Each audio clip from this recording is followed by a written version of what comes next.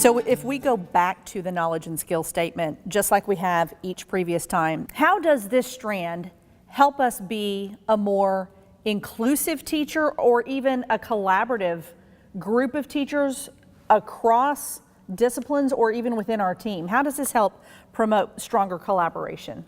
When I look at the student recognizes and analyzes genre-specific characteristics, structures, and purposes. When I think about collaborative teaching, I think about, I may be really good at poetry, and poetry may be my thing, but if I'm going to make movement in multiple genres, I've got to be able to sit with Amanda, who can give me a play, and sit with Barbara, who can give me a really good op-ed piece.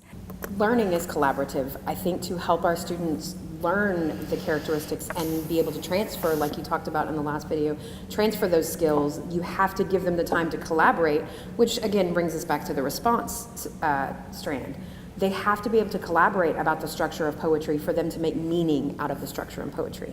So without collaboration, these are just very starchy things that just exist in a funnel without anything else. You have to have the collaboration in your classroom and amongst your teachers in order for this to get our kids to the next level of learning. One thing I like in this taking collaboration in a different direction is that unlike what we see in the Common Core, where the science and math social teachers have some charge with reading instruction, in our Texas standards that generally falls towards the language arts. So I think this shift towards really owning that term of informational text and owning the term of argumentative is allowing us to bring in the other contents in collaboration.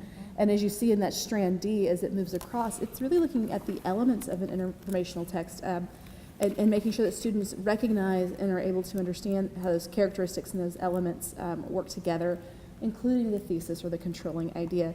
And then looking at the features of the text to make sure that students are understanding those. So I think the way that this new setup is, it's really allowing an opportunity for us to work with students and assist them in a way that also supports them in their other contents in a very explicit way.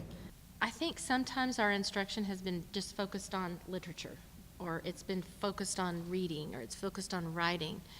And really the way we write as English language arts professionals, or people who love literature and books and stuff like that.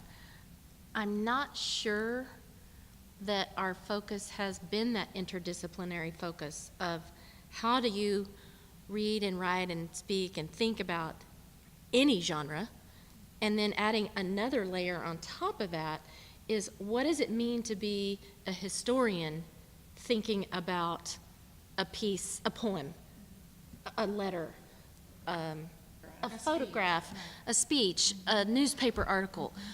They, because of the way they view their discipline as a historian, they read those things differently. They have different values that guide how they go about reading that. That I think this is going to cause us to think a little bit more deeply about, are we raising little literature English majors, or are we raising people that can have an academic discourse about ideas regardless of what they're reading or what the domain is. This is really connecting me back to what Laura had shared earlier about response skills and how in the early grades you're really interdisciplinary. You're working with all of those, and those response skills would allow you to work with all those contents. I see that here as well, that it's not, it's supporting a student in all portions of their academic lives, not just the English classroom.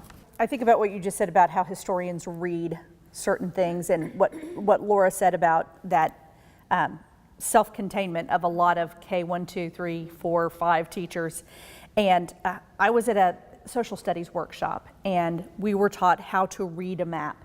And I never thought of a reading skill being applied to a map. And I was new to the group, and so I was the first to volunteer and answer when he said, the geography professor said, "What do you notice about the map?"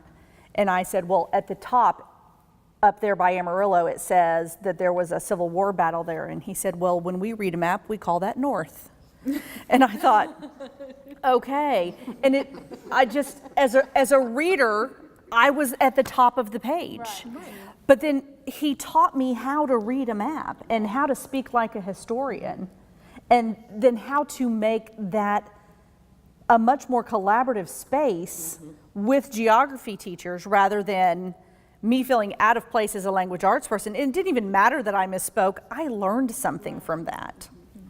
One of the things that, going back to that self-contained classroom, we have over time created teams that plan in isolation.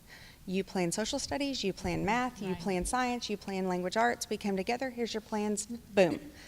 This has got to change the way we collaborate around our planning as a team, period, because all these different genres address the genres we learn in social studies and science. We are given features such as simple graphics, bullets, numbers, bold and italicized. Those are all things we come across when we read in other disciplines. We need teachers to really come together and collaborate and think about, look, these are the characteristics. What are some of the texts that we teach around the table that we can use to deliver these process skills? Because that's what these kids have got to see, that those response, that the comprehension, it all can, we have to have all of this to do all of that.